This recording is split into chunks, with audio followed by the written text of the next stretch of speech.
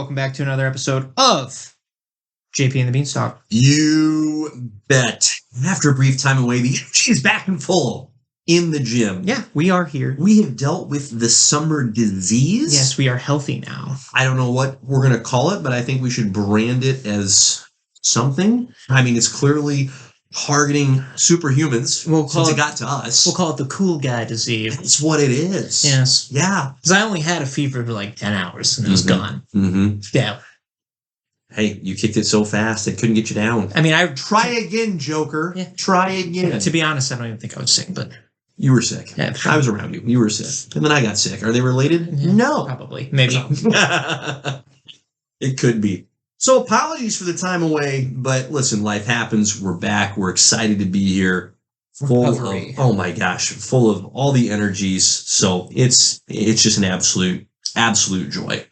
So I'm happy to lean into it. Now, still in my lifetime when I've been sick, I'll tell you what, I still would never choose to be a woman and get pregnant because that is one of the most awful things I think a person could go through. See, like you're dealing with that for 9 whole months. See, and here's what I've heard.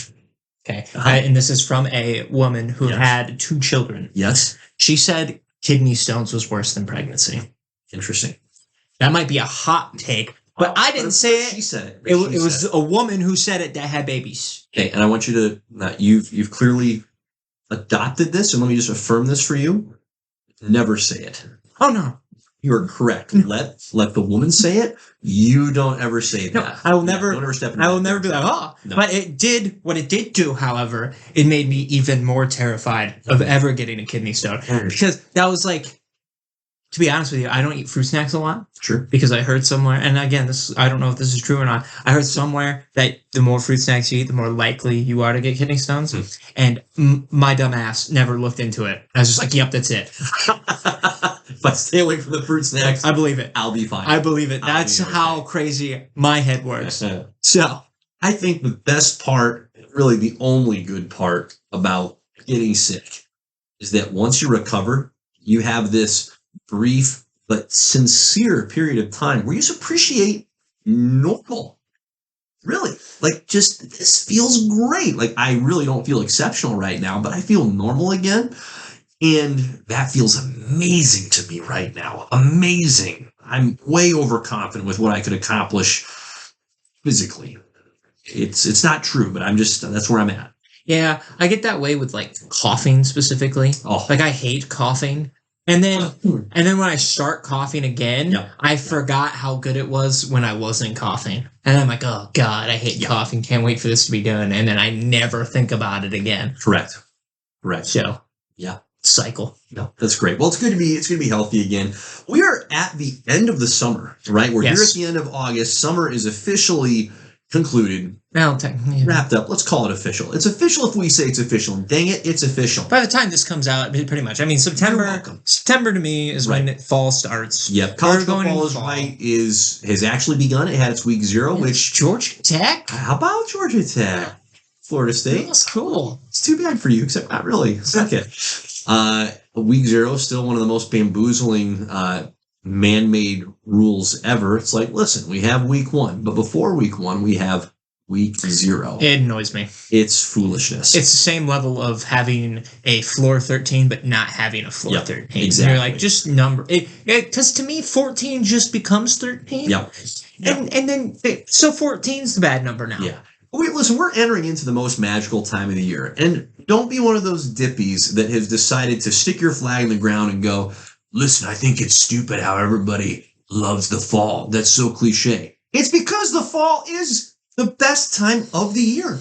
It just is. And there are some close seconds. Summer's great, but spring and winter are in the distant rearview mirror. Fall is number 1 in my opinion. I think the summer into the fall swing is like perfect. Pretty nice. That's fair. That's fair. But I love it for all the sports ball reasons. College football is back. The NFL is coming.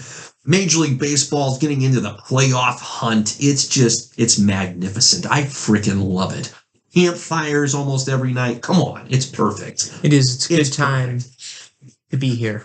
It is. So without further ado, let's dive into it. So we've got a slew and a variety. I mean, this is an absolute smorgasbord of variety today. So we're just going to jump right in with that delightful variety. Let's start on speaking of man-made things, Riles, credit to you here. This is a self-made topic that we decided we're going to start right off with that. We're going to start off big, my guy. So you had a glorious idea of, hey, what if we talked about, when it comes to comic book characters, one thing that we would like to change about some of these characters, and ideally to make it better. Ideally to make them better. Yep, ideally to make them better. And so we're starting off fairly simple, or at least well known in terms of, hey, can other people know who these characters are? Of course. Our favorites. So Batman, Spider-Man. One thing that we would change, ideally, to make them better. Now, are there any parameters you want to set around what that thing could be before we dive into it? I less parameter, more like, I think we stick with the comic book side of things, because eventually we can go down the road where we're like, I wish they would have done this differently with Tom Holland Spider-Man. Okay, we don't want to do that. All right, we're gonna stick with the comic book, because that is the origination of most characters. See what that can. Okay, great. So, great. I just want to make sure I wasn't gonna sway out of bounds immediately. Because we want outside of the box thinking here. Okay, no wrong answers, and I can't wait to give my wrong answer. Therefore, you go first. Oh, okay. Which one?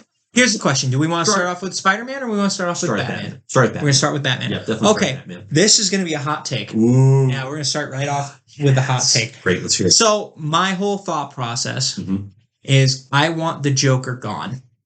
Remove the Joker. So, in theory, Batman under the Red Hood, at the end of it, Jason Todd kills the Joker instead of letting him live. So that would be what I change, because I would like to see who takes up that number one spot. Sure. Does Batman's life actually get better with the Joker gone? Because this dude's out there killing everybody, gassing everything, just making life a living hell. Right? I mean, you look at Jim Gordon, and all the stuff he's had to go through with Barbara and himself. Quite tough. Like the Killing Joke. Essentially, right? And I would rather read. I remember reading that like 2 decades ago. It still has messed me up. When the author has actually since then said, I really wish I didn't write that. Like, that's really not my favorite work. I watched the movie. Oh. That was my introduction to it. Like, I knew what happened in it, so I knew what was going on. But, the movie ripped it straight out of the comic. Like, it was very scene for scene, fantastic. And it's Mark Hamill and Kevin Conroy. So, brilliant movie, except the first 25. Ignore that, because it has nothing to do with anything. And they have this weird, will they, won't they? Well, not will they, won't they, because it happens with Barbara and Batman. It doesn't make any sense at all. Anyways, I digress. Okay, so I think you have to stay away from Batman being the one killing the Joker in this scenario, because I think it changes his character too much. And you have like a Batman who laughs situation, because we've seen what happens when he does kill the Joker, and then essentially the Joker wins. I think it's better for Jason Todd's character to be the one to do it, because it's like the coup de grace for him, and then he just, it's over. Like his whole So anyways, that would be my decision, is to get the Joker off. I want to see who takes up the mantle of Batman's number one villain, and just see how Gotham breathes without the Joker. And we've discussed this, and this is not a hot take. There is a tremendous rogues gallery when it comes to Batman. And so if you can get the Joker out of the way, it does open up the playing field for all of these other really worthwhile characters to participate and have more room. And we've seen that in the comics. I mean, I'm thinking of the 0-year run where the Riddler really took Batman to task, and it wasn't contrived. It wasn't isn't this a bit of a stretch here? It was tremendous. And so get the Joker out of the way, and it's pretty remarkable what great things can happen from a storytelling perspective. Well, and I feel like whoever's writing Batman is always the Joker's gonna show up at some point. Right? And I would like to see what they would do with him being off the table. Right? Because it forces you to get creative. It forces you to do different things. Like, I just read Death of the Family, and that was the second, arc in the New 52. Right. And you go from Court of the Owls, which is a mind blown kind of a thing, because it's like, oh, Batman discovers this whole new set of villains. Correct. And they previously not even whispered of. Genuinely original nursery rhymes were made in the. It's incredible. The ether. Yes. of said universe. So you're just like, oh, this is brilliant. And then they go straight to the iconic and probably the most twisted, with his face cut off and restapled back on. But my least favorite comic to look at. Good story, but I hate looking at it. Just part of reading comics. But yeah, you have Batman like thinking about like letting Joker die. Yep. And you're like, would he actually turn if he just let the Joker die? Mm-hmm. Would Batman be like, oh, we're going to kill everybody? Mm-hmm. I don't know. Right. But I would rather still not have that in his hands of him being the one to kill him. Yep. So, yes, that is my decision. Mm-hmm. I love that. Great take. Love it. Mine is this. I wish that it was not that big of a deal if Batman were to kill people. And furthermore, that he just freaking would. And that when he did, because here's my thought process. How scary can the Batman actually be when you know, as his opponent, you're not going to die? You could get very badly hurt. And no question. And you do. But no matter what, like, he won't kill you. So that should just make your gloves come off all the more. So what if he actually did kill people? But here's the thing. It wasn't this gruesome.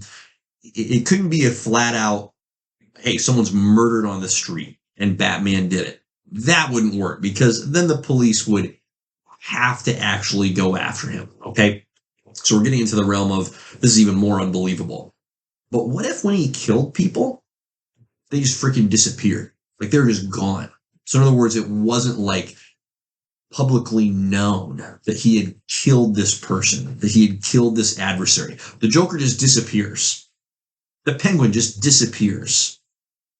Scarecrow just disappears. And all of a sudden, you start connecting the dots, but there's enough of a sliver of doubt here in the minds of his adversaries where they start going, wait a minute, there's not a coincidence that his biggest enemies just disappear with no shred, no hope of them ever being found again. I think that would be extraordinarily impactful in its own way. Now, it's not kill everyone all the time, of course not. We're not the Punisher here. But pick your spots. That's all I'm saying. I'd love to see what would happen if that were the case. In a sense, he almost becomes even more of a boogeyman. Right. Because you've always seen him be like, oh, we can't be out past a certain time because Batman will come. Yep. And then it's just like, oh, this is when parents start telling their kids, like, hey, don't steal, because Batman will just eat you. Like, if you're the cops, he is still the perfect partner for the police. There's no crime to solve. Missing person, no one actually wants to find the Joker. No one actually wants to find the Penguin. You know what I mean? Like, there's not this public outcry of, oh, darn it, this is really eating us up as a community. We need to find this person. Of course not. They're just glad the person's gone. I think it makes his character that much more just visceral, even divisive, a little more complex. I would absolutely love it. So who would be his breaking point then? I mean, it's easily the Joker. Joker's the first one to be gone off the board? Easily. Yeah. Because he has been the most catastrophically violent of all of Batman's adversaries. And his motive is just to sow chaos and do it through the most harsh, fatal means possible. Every other villain that Batman has, to a certain extent, wants to just outwit and outsmart Batman, and the folks that die along the way are collateral damage. The Joker is going, hey, I'm all about the collateral damage. Let's make the collateral damage the thing. Actually, let's just take them all out. So I don't think there's any question that the Joker is the first piece off the board. So you think he just goes slowly through the rogues gallery? Mm-hmm. Eventually everyone's just gone? I just think he decides, hey, when it reaches a certain point, when this person is this much of a threat, they're just toast. they're gone. They're going to get disappeared. That's what I think. Like now here's the pitfall of my idea. Okay. Eventually the story of Batman has to end because it's gonna go after him. They're gonna be like, well, this sucks. Okay, I guess we're out. But if you're going to do here's what I'd say. If you're going to do maybe even an alt take on how does the Batman story end, this is how it ends. Eventually he just decides, I'm gonna kill some people. I think what gets me a little bit hard for me to believe in the Batman comics is it's constantly presented as, well, he just kills one, he's afraid he's just going to start killing everybody. It's like, I don't see that as being part of his character. I don't think it's fine that they play it out in the Batman Who Laughs. That's great. It's a compelling character in its own right. But I think there is a very believable path where it's like, no, he doesn't kill everybody. He doesn't just turn into a murderous Punisher version. I don't think that's. I think he is able to see and maintain that his clarity amidst the opaqueness of the situation. I do think it would be cool just to see that be taken off because I imagine John Wick on steroids with Batman. Sure. You know what I mean? Sure. Where John Wick is just a killing machine until finally someone else takes him out. And it's mainly because he's already exhausted from killing a shit ton of other people. But like just to even have like a glimpse of it being gone, like that barrier or whatever you want to call it. Yeah. Just to have it unlocked and be like, let's see what you can do. Yeah. I think it'd be more compelling if he could meter it, right? Where it's like, hey, and maybe the alternate take to my take is maybe it's more of a posture of, listen, if it so happens that the bad guy dies, okay, but I'm not going to go out of my way to deliberately stop them from dying. Like, and here's what's really, you know what I mean? And he's done it a couple of times. Well, and here's what's really funny, because I know we're talking comics, but I'm going to use a movie example. In Batman Begins, he literally says, I don't have to save you, to Ra's al Ghul. It's like, no, I'm not going to kill you, but I don't have to save you. Okay, you killed him. Yeah, all right? essentially. You killed him. Yeah. He's dead. But then in the very next movie, in The Dark Knight, the Joker's about to fall to his death, and he's like, nah, damn it. Shoots with a grappling hook and saves his life. It's like, wait a minute. What? You don't have to save him. Well, say the same line. Let it be the end line of every movie. I have to save you. I honestly, it reminds me of a couple other like Batman instances because I remember in like mainline comics. KG Beast shoots Dick Grayson in the head. Doesn't kill him, but he becomes Rick because comics. Anyways, I remember like seeing like the panels of when he finally gets his hands on KG Beast again. And he pretty much just leaves his body broken on like a mountain where it's snowing and stuff. And he's like, I'm not going to kill you, but deuces. And he just leaves. And KG Beast is like, wait, you're going to leave me? So, which I think is way worse because your body's shattered. Right. and in the cold, and you're like, oh, I'm dead. Like, it's just a matter of time. And I think it does say later, like, Batman had somebody come pick him up. But, like, I hate that, though. It's like, listen, yes. It was either that or he knew, like, a helicopter was coming by or whatever. But, like, the moment you're like, oh, damn. See, I think more of that would be lean into it. That's great. And I remember, too, like, not the first Injustice 2, in those comics, all his Robins are pretty much off the board, right? Dick is dead. Damian's an asshole and is with Superman. Jason Todd is out doing Jason Todd things. He actually gets Tim Drake back, and immediately Tim Drake just dies in his arms because Zod just laser beams him through the chest. Just seen it coming. And then you just see Batman just lose his shit, gets the Justice Buster and beats the crap out of Zod. Like it's an annihilation. So you're just like, he can do it. Yeah. But, like, the amount of control that he has is insane. Yeah. But I almost would rather die than be like KG Beast and just battered and bruised and just begging for death. I just wish like that would be more of his, that they would lean into that as his MO. Like where he's going to leave the adversary completely shattered, and it's going to take a miracle for them not to die. And maybe some of them don't, but some of them do. Yeah, because you do get that with Daredevil too. Mm-hmm. Daredevil's very close to that as well. But like, yeah, I don't know. I feel like if you're gonna do that with Batman, you have to be very like selective with your choices on who he takes on. I like Joker's obvious like right. 1-2 punch, like get him off the board. Yeah. But like then you have to think of like that's where you have to establish the street level characters. Right. Like, it would be those that are a couple notches above and beyond. Like a Grundy, trying to figure out how to keep him dead. Yeah. Because he's already that I guess that is a cop out because he is dead already. But like a Mr. Freeze. Mr. Freeze would be tempting. Yeah. Yeah. No, I get it. I definitely get it. There you go. There's one thing I would change with Batman. Great topic. Great take. Yeah. Great take. Oh, yeah. Spider-Man. Yes. Spider-Man. Do you want to go first on this one? I'll go first. Mine is I'll say up front, mine is kind of silly.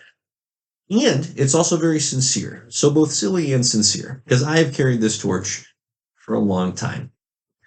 Give Spider-Man the damn organic webs. Okay? Oh. Listen, he got bit by the spider, and you mean to tell me that he has all these extraordinary spider abilities, and yet one of them is not producing his own web? I find that more hard to believe. Bring it on. Like when I saw the original Raimi movie, it's like that made all the sense in the world to me. And I had read Spider-Man comics prior to that, so I knew the lore of, hey, he makes his own web shooters. And I understand the effort to try and like bring the mental side of the character of Peter Parker and how extraordinary his intellect is and partner it up with the physical ability. It's like, great. I understand what they were going for there.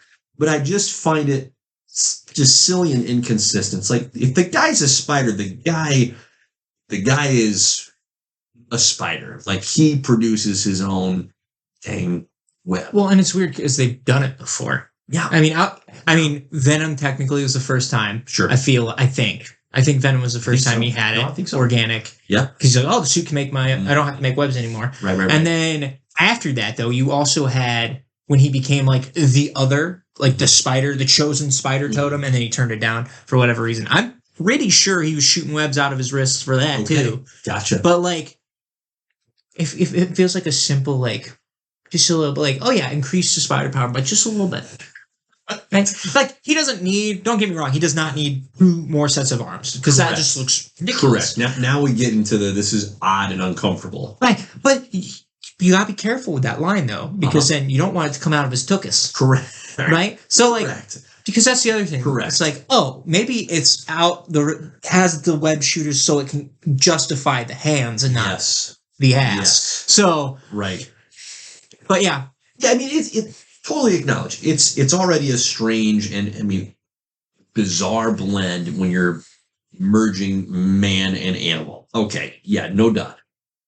Nobody wants to see the web come out of the butt. That's weird and gross. No, thank you.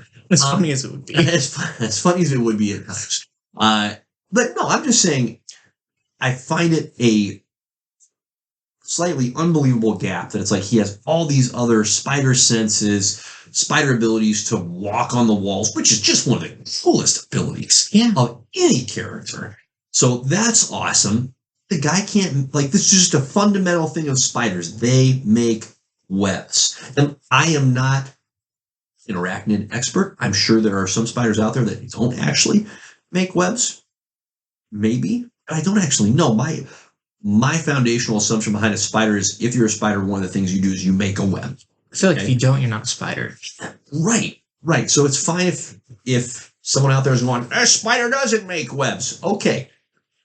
He's in the exceptional. Not a spider. He's also not a spider. I'll make an argument. He's been disqualified. So that's my thing that I would change with Spider-Man is the organic web shooters. Silly, yes, but I also sincerely and will always believe this. Nothing will change my mind. I think they could make it work where like, because I think the one thing that's really cool is that he's always been able to make things out of the webs, like the parachutes and maces and stuff. You could probably still figure out like a web shooter adjacent thing. There you go. Where it can filter through. There you are. And then it works together. Nice. So I think it's I like a bad idea. I like that. Oh, that's a good blend. Yeah, kind of a web filter that reshapes it into certain. Okay.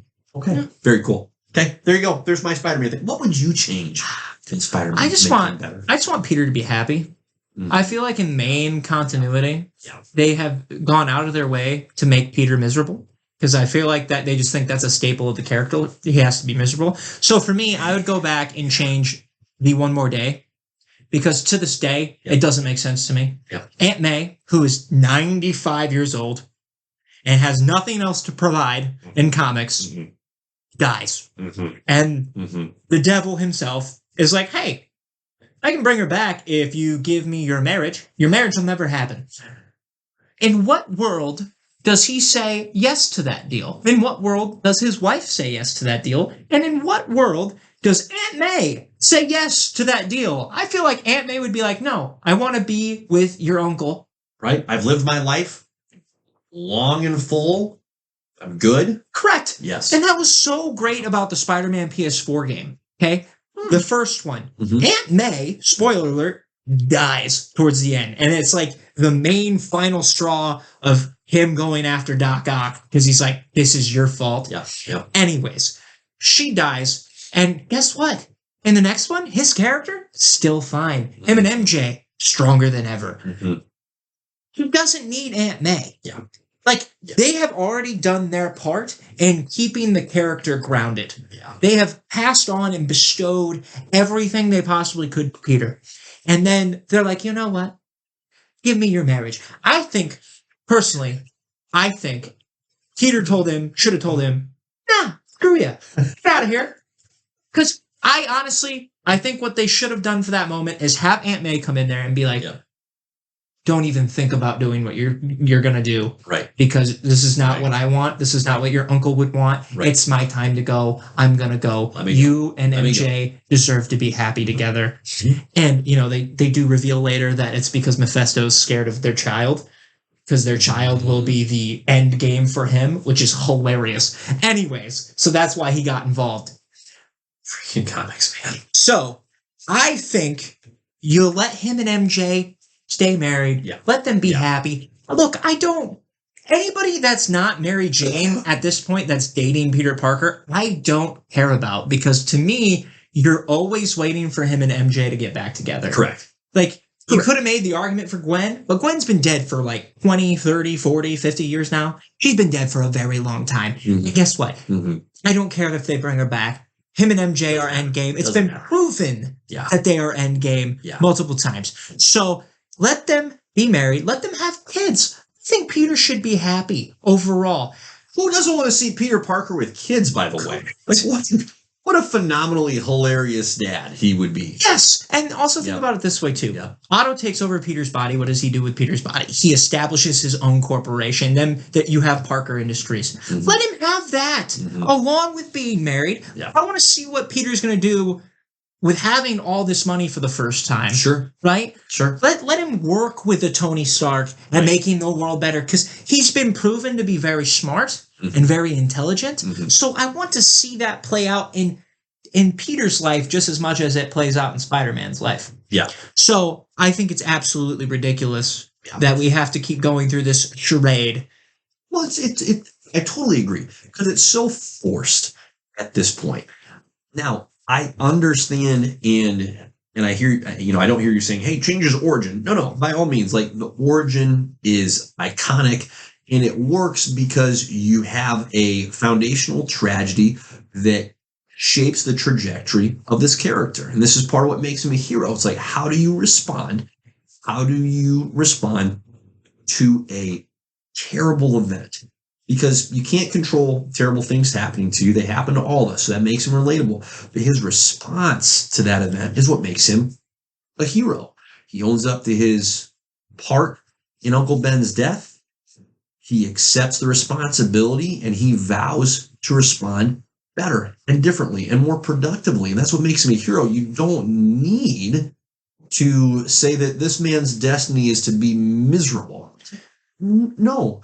Now we've gone past the point of relatable, and now it's just a recurring tragedy. And unless you're a miserable sack, like, you don't actually want to read that over and over again, where it's like, just a matter of time before this blows up. Like, I remember reading, did you ever read the series of Unfortunate Events books? No, but I remember the movie freaking me out when I was a kid. Oh, I don't think I ever watched the movie. I remember Jim Carrey was in it. It's horrifying. Yeah. That was, I both semi-fondly remember reading those books, and also because it was such a weird experience. Like, it was a book where there's never 13 books, okay? Hence unlucky, where these three siblings go on this quest to try and solve the disappearance of their parents. Never really do. It's just literally, as advertised, it's a series of unfortunate events, and it's just a recurring tragedy. I remember getting to the end of that series and going, well, okay. I mean, the journey was intriguing, kept me interested long enough to keep on reading all 13 of these dang things, but now that we're here, I can't say I'm terribly satisfied.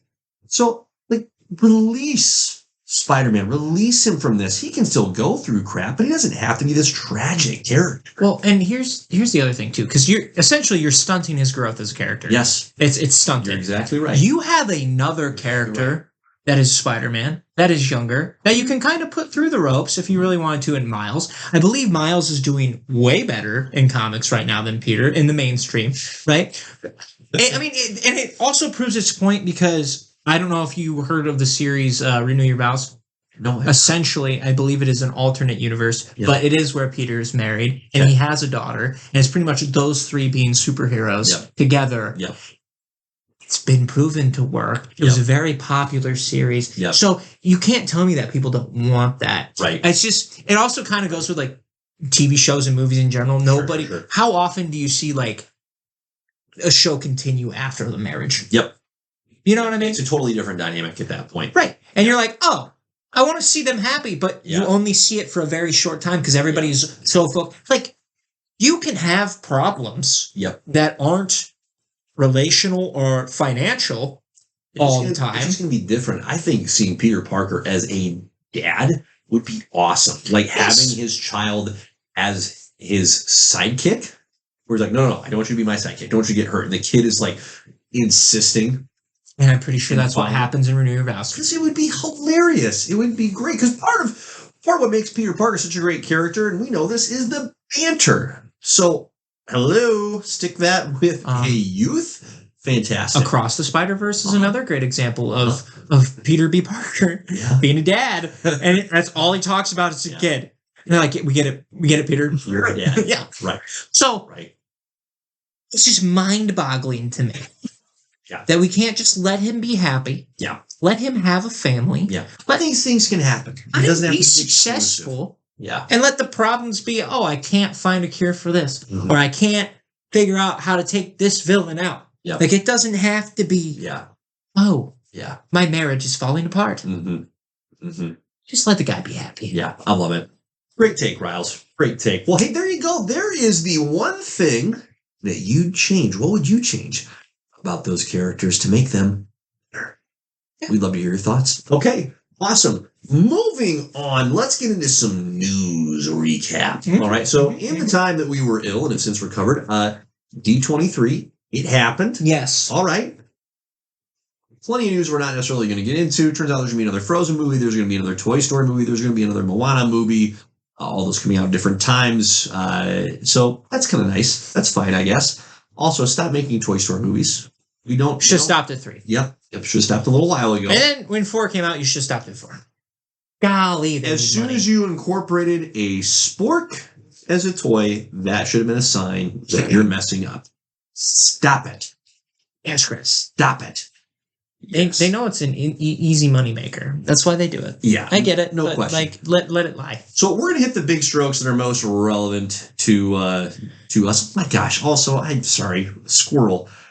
They're making a Lion King prequel movie about Mufasa and Scar. Oh, yeah, I saw that. That's stupid. That is stupid. And the fact that it's live action is even dumber. Stupid. Like, I could understand. Honestly, I could see animated kind of working. But it's stupid. This is not a story that any of us were interested in. We know what's going to happen. This is stupid. Okay. Moving on. The Acolyte is done. Did you end up finishing that series? I did see a small camp of people who liked it. Like, in the sense that I don't think there was a single episode, Riley, that I legitimately watched from start to finish. It was kind of I pull it up on my laptop and I go skip ahead. Okay, yeah, that's happening. Fine. Lightsaber fight. Let's watch this. That's really cool. Wow. All right. That doesn't really make sense, but it still looks cool. So I'm just going to enjoy it because I don't care about the show. Okay. Fun. Wow. That's everybody dying. That's kind of wild. Oh, woof. Oh, I hope that guy's really dead. Oh, no, he's back. It resolved in no satisfying way. So the fact that it is donezo, listen, if you're one of the few folks out there carrying a torch for it, all right. I'm not going to begrudge someone that goes, hey, I enjoyed it. Because we've talked about, like, we've got a mutual buddy that loves everything that comes out. Fair enough. So that's fine. Me personally, glad to move on. Because for the genuinely simple reason, that it simply means that the resources that were allocated to the Acolyte in the production of that show are now freed up to be spent and used on something else that could, I'm not saying it will be, but has a better chance of being worthwhile than that show ever did.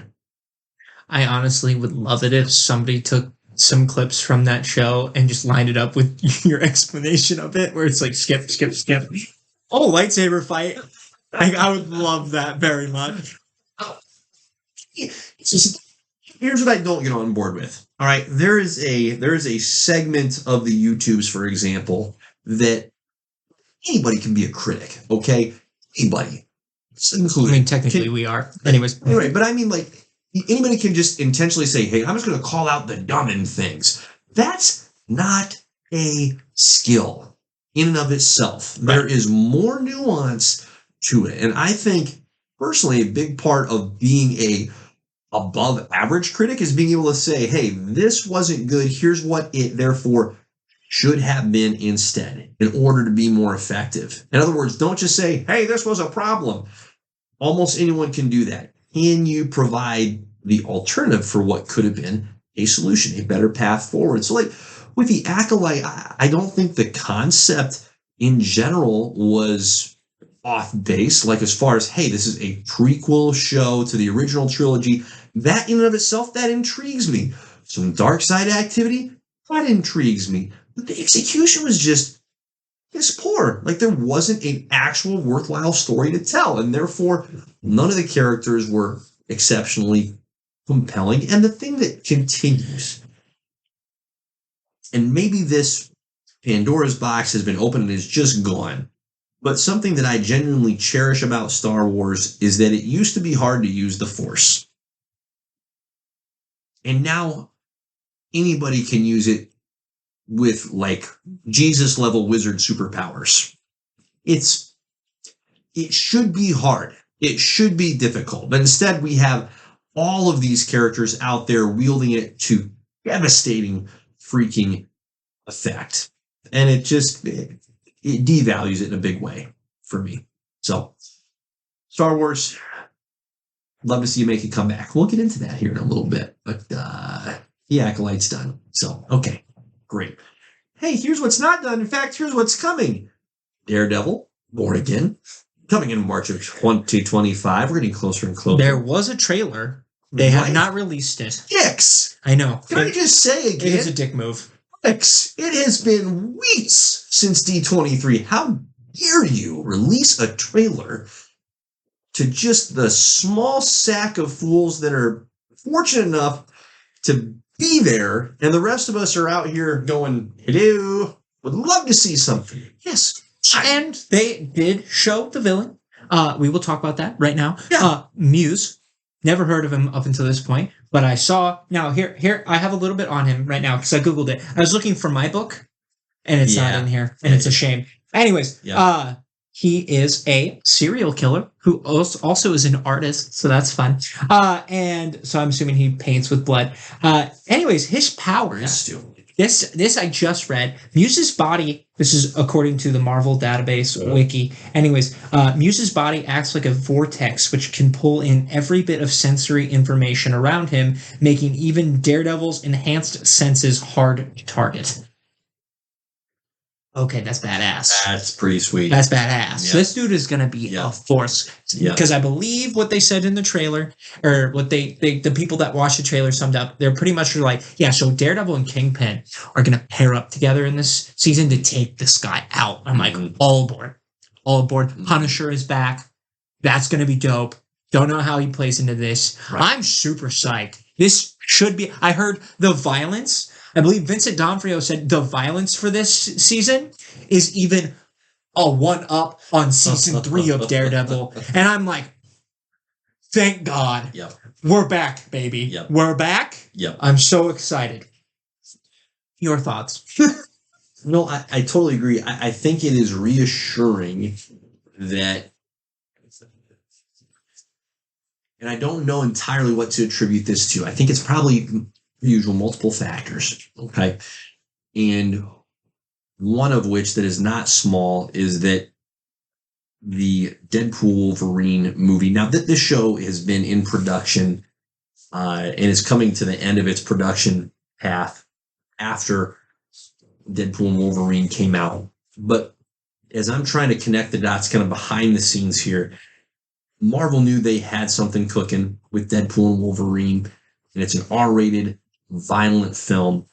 And I think that was influential, not the sole influence, okay, but influential enough to help Marvel go, listen, if we're going to genuinely bring this character from the Netflix show and plant him right into our world, we can and should maintain the tone, and part of that is the violence that comes with that character. And again, I'm not one, I've said this many times, I'm not like watching the show because I want to see like exceptional violence. No, but when it fits, like with Blade, like with Daredevil, yes, it should be there. It makes perfect sense. So I'm encouraged that Marvel, in its transformation from over the last 4 or 5 years, is getting out of its own way in this regard and not trying to die on that particular hill. And here's the other beauty of Daredevil, is because when it first started, it was kind of implied that it was in the MCU, but never confirmed. Right. Never. Very, very much not over the top. When you had Deadpool and Wolverine, like, you had to take your time and explain, oh, this is how they're going to come into the mainstream, the normal universe, right? Daredevil, you don't have to do that. So we're going to get right into it, right? We don't need an explanation of why Daredevil's here now. He's always been here as far as we're concerned, and I'm stoked for that. Yeah. So, I'm so excited. Yes. It's going to be great. And here's part of what else, and last thing I'll say on this topic, and then we'll keep moving. I wouldn't say that Daredevil has a particularly fleshed out, or let me rephrase that, deep rogues gallery. There's a handful of bangers in there. Kingpin, Bullseye, and Elektra kind of, flirts between pun intended, the two, the line. So I am really intrigued that we're getting a different adversary that I had previously not heard about, and now doing the little bit of research we have so far, it's like, oh, this is good. This is perfect.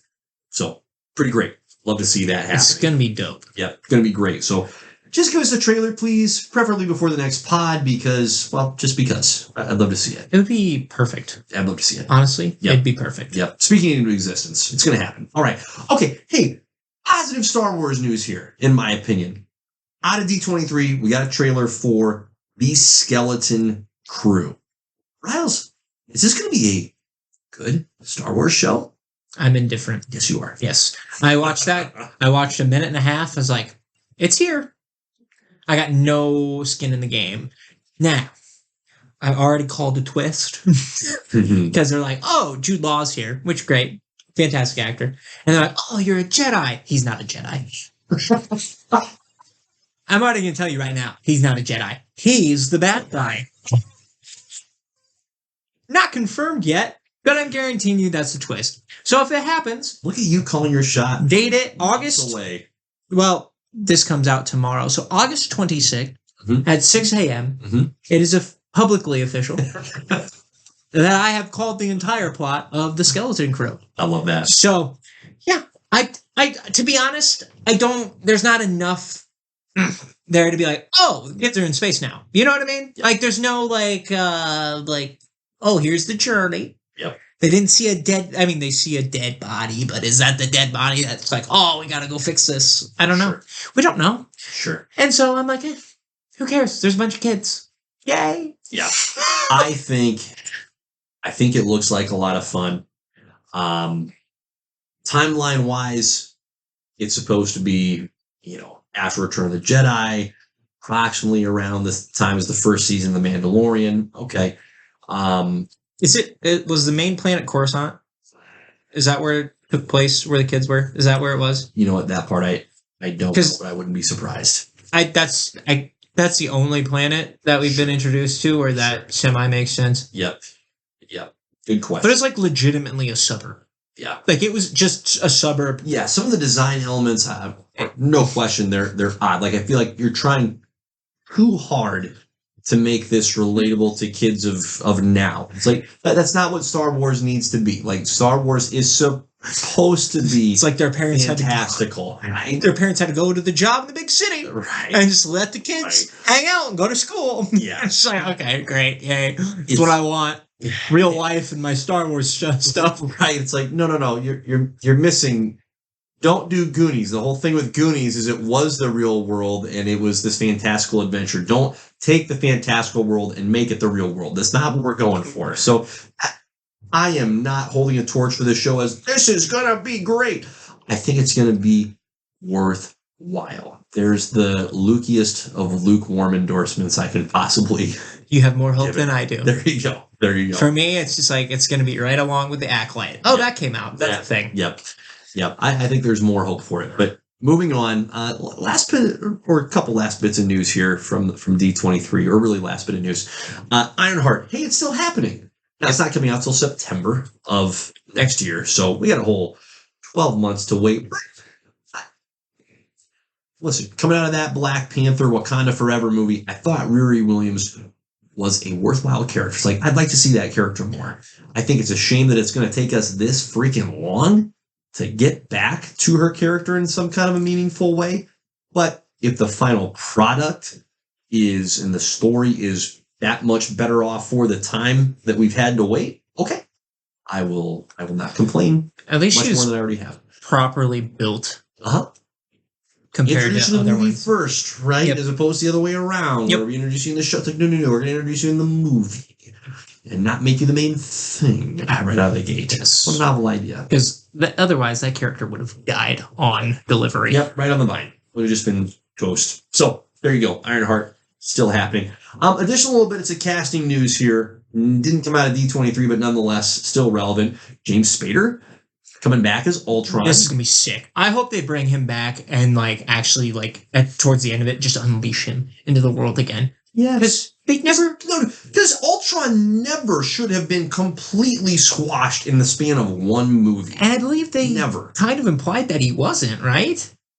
Did they imply? It's been a long time since I've seen that movie, but quite frankly, I think they left zero implication of his future. That it was just, okay, he's done. We got him. Over. Sorry about that. The Age of Ultron was a week, but it was tough. Tough week, guys. We got him. And I hope they don't do the army thing this time. I hope he's just an absolute unit by himself.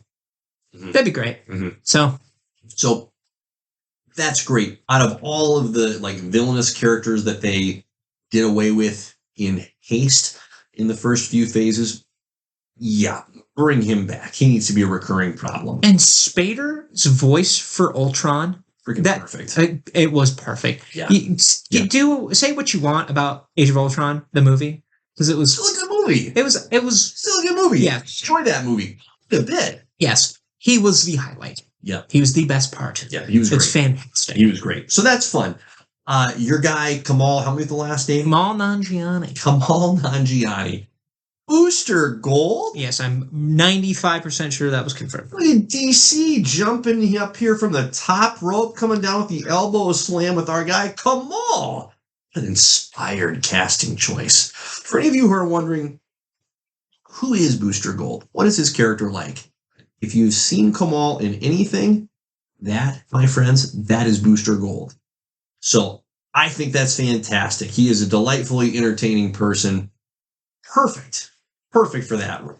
Yes, glorious. It'll be great.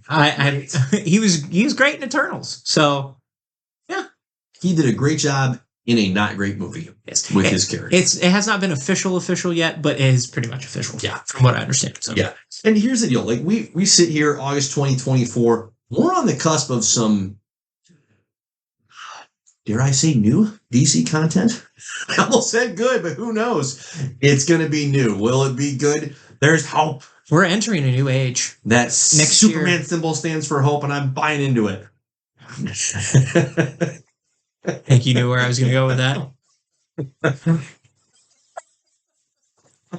Correct. Yes. Yep. Yeah. Hope fluctuates with an age, stupid. Exactly. Yes. Exactly. So love that Kamal's getting in there as part of the crew. No idea where he fits in yet, of course. Too early to tell, but that's fun. Okay.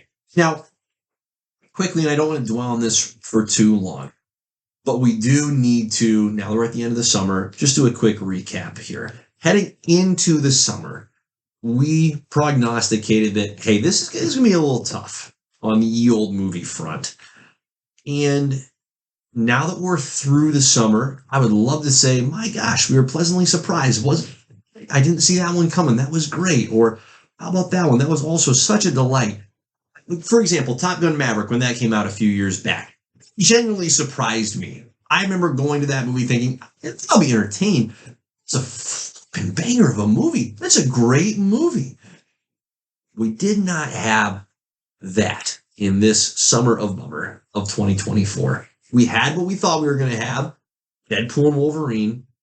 And that was beautiful. And it was beautiful. It made up for everything else. It was magnificent, yeah. And there really wasn't anything else that even came close to it. I saw Twisters. That was entertaining. Glenn Powell. Cast him as Hal Jordan right now. Dang it. He's fantastic. I could get behind that. Yeah. He's Hal Jordan. He just is. So there he goes. Another squirrel. Twisters was really entertaining. Enjoyed that one. The movie that I carried the torch for, Horizon Part 1, is on mother-loving life support if there's going to be any other movies came out, because it did so poorly at the box office. Huh. So poor. Weird. Yeah. Weird. You don't need to say anything else. You don't need to say anything else. Nobody saw it coming. Weird. Nobody saw that coming. And as someone who saw the movie... 4 parts. Weird. It is weird. Yeah, thank you. That's a good word for it. It's a tough summer, Riles. Yes. Right? I mean, there really wasn't anything that surprised us and redeemed the summer. It was just tough. Yes. Well, Deadpool and Wolverine. We knew that was coming, though. Yes. And it was great. It made everything worth it. Yeah. It made my summer worth it. Listen, needless to say, let us hope, and then we're going to just move on into the top 5 that we are so excited for. Let us hope that this summer was genuinely the low point in what should be, in my opinion, and I believe in your opinion as well, a long-term golden era of great movies, particularly those that are based on comics, man, because all of the technology is there to make phenomenal looking movies. All of the resources are there as far as you have the nerds that have grown up on this stuff that love it and that are more than willing to write a great story for you. You have the partnerships that have been cultivated between the writing arm of these comic entities and the movie making arm of these comic entities. Everything is there for success. So I'm calling my shot. This is the low point. Starting in 2025, we're back, baby. We're back. I think it's a fair assessment. But don't get too sad. Okay. We have a good fall ahead of us with Kraven and Venom. Thank you, Sony, for saving our lives. Do we have anything in December? Or is that it? Let's see. Kraven got pushed into December, didn't it? Oh, I thought that was October. Yeah. I have no idea. Yeah. I feel like I'm missing a movie in there, but I don't think I am. Are you missing it if it's really not good? Or if it's not noteworthy? Right. Yeah, probably not. Right. I don't think you're really. Because Superman's what? Next year? Yeah, 2025? Very much so. Yeah. Yep. Yep, next year. Next year's a good bet. And speaking of Twisters, our guy David Cornsweet was actually in Twisters. Oh. Yeah, he had a not small role. He did great. Oh, good. Made me very excited to see him. Was he cool? Or was he not cool? Like, was he the bad guy? He was a bad guy in this movie. Yeah, played it well. Interesting. Right? Gave me hope. Who knew there was going to be bad guys in a movie about tornadoes? I thought the tornadoes. Oh, the tornadoes were bad enough, right? Hey, man. No, here's the deal. Here's part of what I'm excited for in this fall. I'm genuinely excited for Rings of Power, Season 2.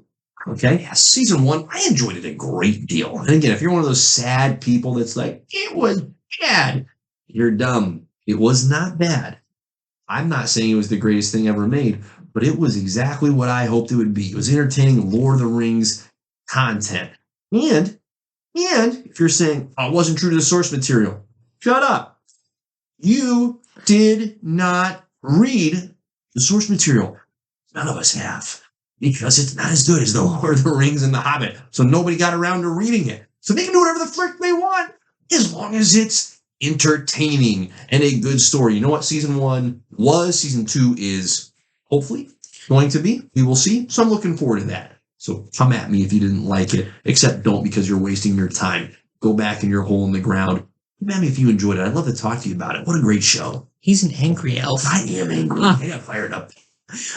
It just makes me think of Game of Thrones, or not Game of Thrones, House of Dragons. Sure. I need to watch that. I haven't watched that. I've heard very good things, and it's on the same level of Rings of Power. So right. Love it. All right. Well, Riles, without further ado, let's get into another classic JP and the Beans top 5. Set the stage for us here. Yes. What's this top 5 all about, Riles? This was kind of surprising that it took this long to get to. Agreed. You know what I'm thinking? Yeah. You know what I'm saying? So this top very 5. Weird that we haven't gotten to this topic before. I feel like this should have been probably day 2. Anyways, it wasn't. I went through all the top 5s.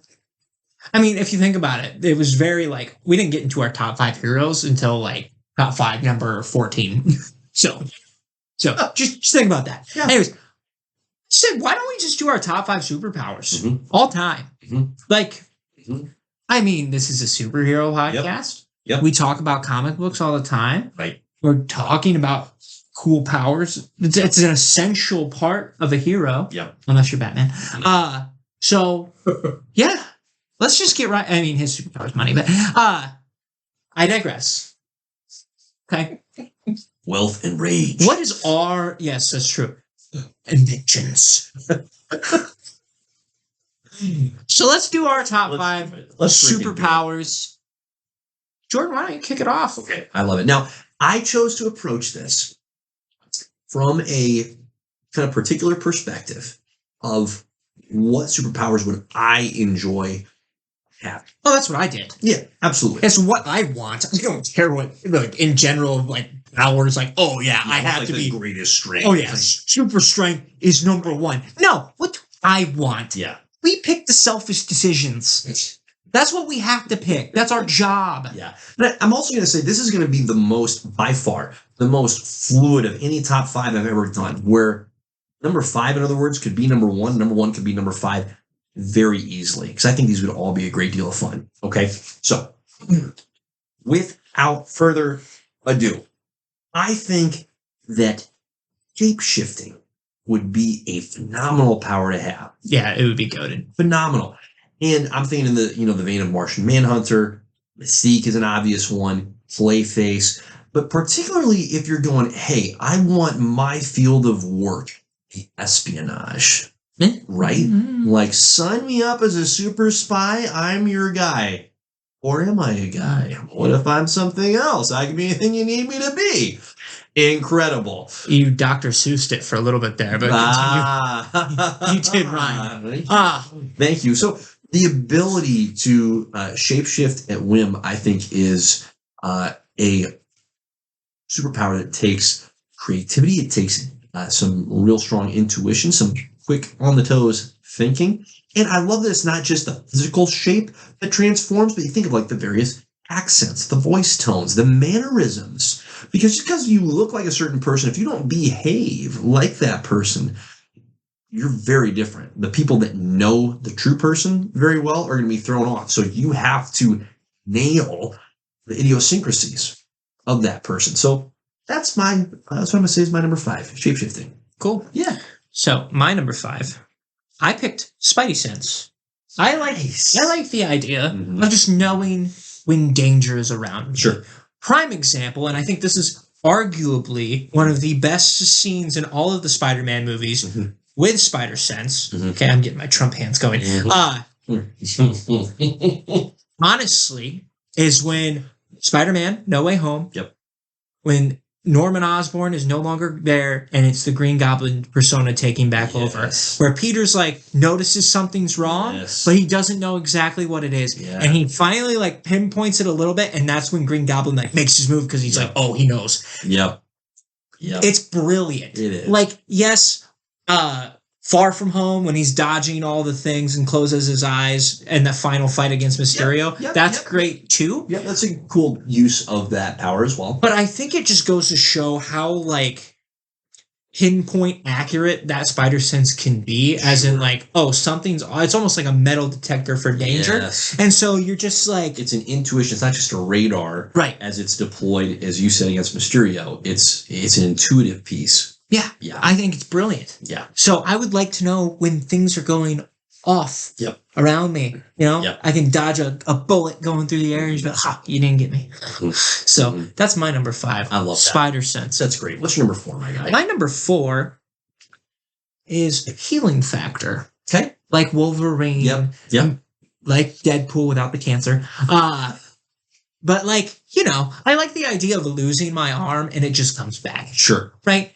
Now, you get a little bit more... I feel like I'd get a little bit more, like, less scared of danger. Like, I'd be more willing to be like, let me try that. Arm gone. Well, that didn't work. I feel like I would be more susceptible to that at that point. But it's also, like, how, like, you know what I mean? It's just... It's handy. Break a leg, it fixes pretty quickly. I see what you did there. We're on a roll today. But, yeah. That's my number 4. I like the idea of like just your body being able to just be at maximum health at like all times. Right. That right there is the rarely discussed benefit of the healing factor. Is you're not sick. No. You're just healthy. Always as healthy as you could be. They brought up a point that like Wolverine can't get drunk because his body cures it as it goes through. Right. So he can just drink as much. Metabolize the alcohol so fast. It's like awesome. It's like, oh, he can just drink as much beer as he wants. This is delicious. That doesn't sound crazy, me saying that out loud. Like, it's great. So it's one of those things you're like, oh, I didn't even think about that either. It makes you think of how like Andre the Giant. Are you aware of who that is? Yes. Okay. Oh, yes, I know Andre the Giant. That was a test and you passed. The stories of him drinking in the back of the van. Oh, they're just incredible because he had to consume an just unfathomable volume of alcohol in order to actually eat or feel drunk at all. Who tells that? Crazy. Who told that story? Was it Taker? Somebody was telling this story of Andre was in the back. They stopped to get beer, and he got like 2 24-packs, and he downed all of it on that ride and was fine. And they're like, how are you not gone?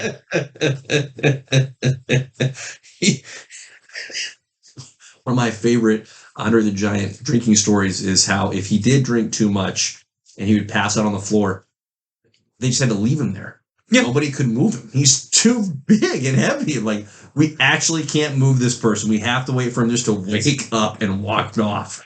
Just wild stuff. Okay. That's a great pick for number 4. Listen, my number 4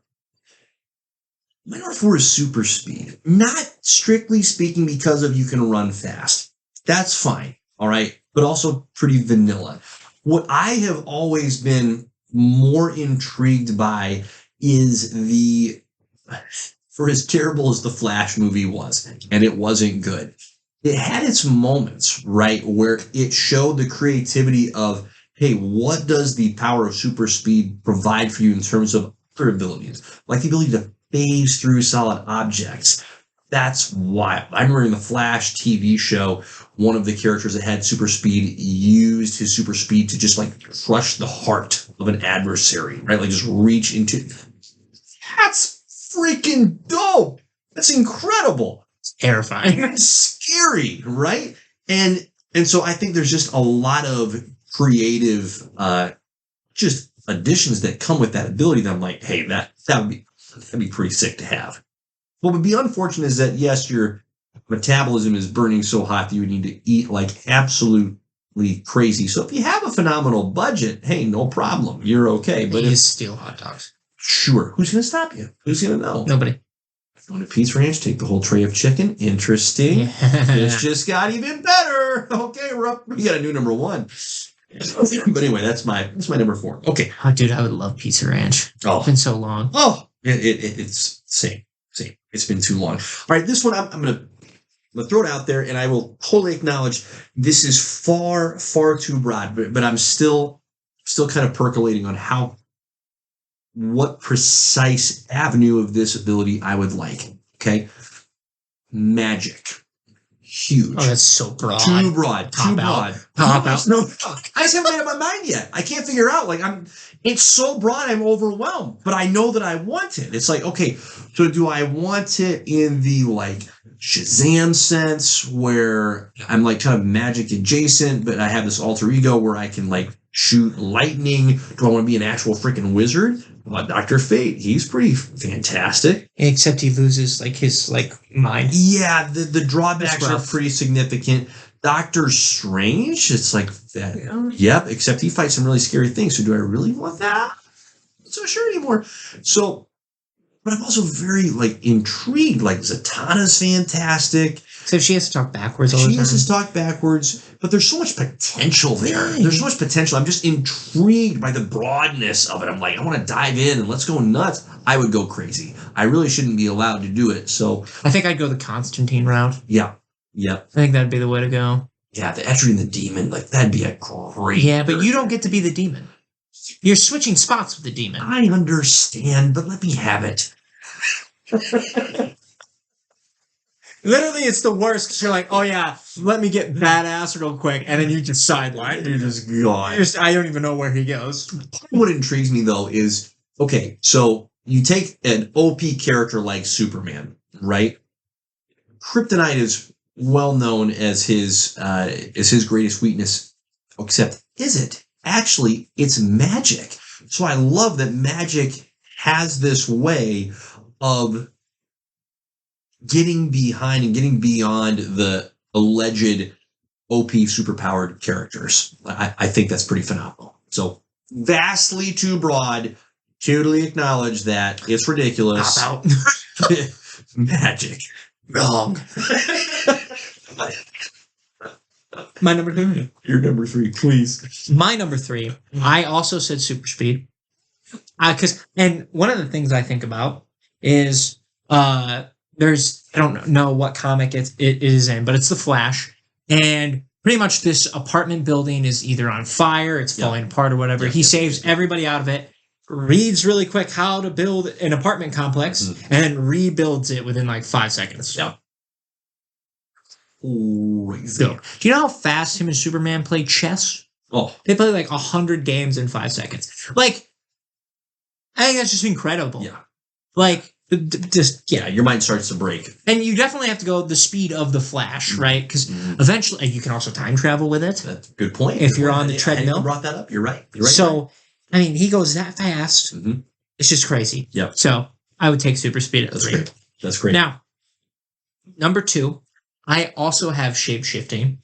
Yeah. But Yep. I wrote down as Plastic Man because his like elasticity, yes, is like insane. Yeah. Very hard to kill. They've said pretty much if he wanted to murder a lot of people, he could. Right. I believe in Flashpoint, he's a serial killer. Ooh. In Flashpoint comics, he is, I think. Okay. Don't hold me to that. He could. But like, he's pretty much indestructible from what I understand. Right. So I like that on top. He's pretty much a cartoon character. Essentially, he's a cartoon character come to life with all the shape-shifting he can do, and he's hilarious. So that's my number 2 is Plastic Man's powers, specifically his elasticity. So that's my number 2. I love it. Okay. Listen, I'm not going to get too cute here. I would genuinely love super strength. And I'm not saying the OP where it's like, this is your number 2? This is my number 2. Yes. Super strength would just genuinely be a lot of fun. Hey, you pick up a card? Okay. Got it. Picked up the card. Move the huge freaking boulder. Done. I just think that's great. Like that ability where, we all have these limitations of strength. What if he didn't? What if he could just go, moved it, no problem. That'd be awesome. That would just genuinely be great. Like, to have the strength of Thor. I'm not talking about like the rage, out of control Hulk.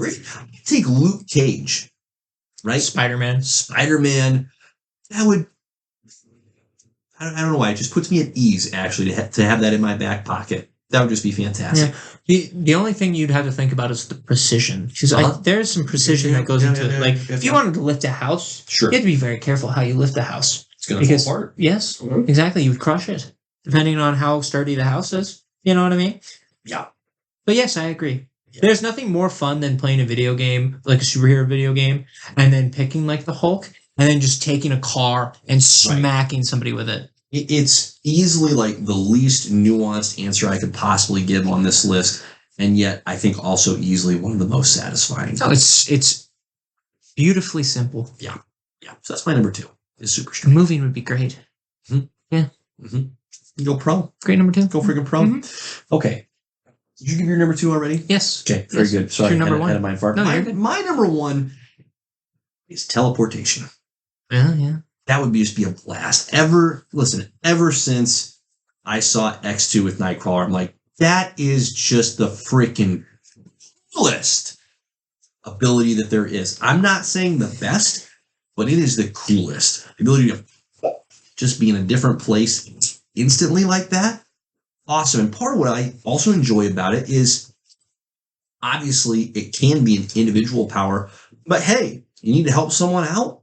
Bring them with. Just make sure that you're holding the hands or you're grabbing their arm or they're grabbing your arm. And congratulations, you got a travel buddy. I think that's great. I think you'd have to. I think it'd be better if you could go wherever you want. Sure. Because Nightcrawler's kind of like has to see where he's going. Yes, exactly. Yep. But yes, teleportation because it's super speed without the work. Yes, you're just there. Yeah, you don't need to go back in time for anything. Mm-hmm. Mm-hmm. No, teleportation. You're going to mess things up if you go back in time. Don't do it. Don't freaking do it. So that's my number 1. Teleportation is also on the list. I'm just going to throw this out there real. Now you should do your number 1 first, and I'll share it. Okay. My number 1 is kind of OP, but I have time control. Mm-hmm. So being able to like stop time. Yep. Whenever I want. Yep. Or maybe I can rewind it by like 5 seconds or fast forward by 5 seconds. Sure. Right? Because we've even seen like on a very limited scale what that actually can do. I've watched a lot of shows like that, right? There was an episode of the Batman animated series, not Kevin Conroy, but a different one. Yep. And literally Batman fights a guy that can like go back in time by like 5-10 seconds. And like he sees how Batman's gonna go at him, and then he reverses time and like dodges it. And Batman's like, This is a normal dude. He's like, this is a normal dude. How's he doing it? And then eventually he picks up that he can do it, right? But like, and if you watch JoJo's, it's an anime, JoJo's Bizarre Adventures, the main bad guys all like have time abilities because it's just so overpowered. So like the main bad of like all of it, he can stop time for like 5 to 10 seconds. And it's so funny how he uses it sometimes, but it's also like, oh, he kills you, and you don't even but you don't even register it until, and you're like, how did he even do this? How did I die? Like, and you have to be in like a certain range or whatever when he does it. But like, it's actually incredible to like watch it play out because you're like, yep, what the heck? So I have time control as number one. I love that. That's really good. The couple that didn't quite make my list, one of them was super intellect. I'm like, I'm not sure that's really a superpower, but it's in comics constantly. What I like about that is you can create in a certain way almost any ability. You know what I mean? Like how Reed Richards and Tony Stark. I think others. Forge as well. Sure. X-Men. Sure. Yep. Yeah. Yeah. So that was, I wouldn't, let me put it this way, I wouldn't be upset if that was my burden to bear. It's like, okay, fine, I'll make an Iron Man suit. Sorry. That was tough. No, I think I can get on board with that. The other one was super hearing in the sense like Daredevil has. Oh, okay. Right, where it kind of turned into like the radar sense. I don't really want to hear everything. But again, a very specific kind of espionage related where it's like, hey, I'm trying to sneak in. You just want to be James Bond. It keeps coming back to that. It just keeps coming up. Rick. No, yeah, the ones that I kept thinking about were like fire and ice, like just the element part of it. Sure. Right? Earth. Like I guess the Avatar. Thing planet. Avatar the Last Airbender, I guess is where I'm going. But and I also just thought of like mind reading would actually kind of be like overpowered. Right. In like a normal sense. Be like, so that's what they think. Yeah. It'd be kind of cool. Yeah. But no, I would, those were the two that, the elements was like the main one. Right. So, yeah. Totally get it. Dope. Great top 5, Riles. I think so. Great top 5. Well, what do you think? Should we take us home? I think we wrap it right now. If you enjoyed this and you want to keep listening, of course you do. Go to all the podcast platforms you can think of. Mm-hmm. We're there. Mm-hmm. YouTube, Magic Beans Productions. We're there. Check it out. The vine is growing. Yes. That's all I got. I love it. Yeah. So on that note, Godspeed. Peace.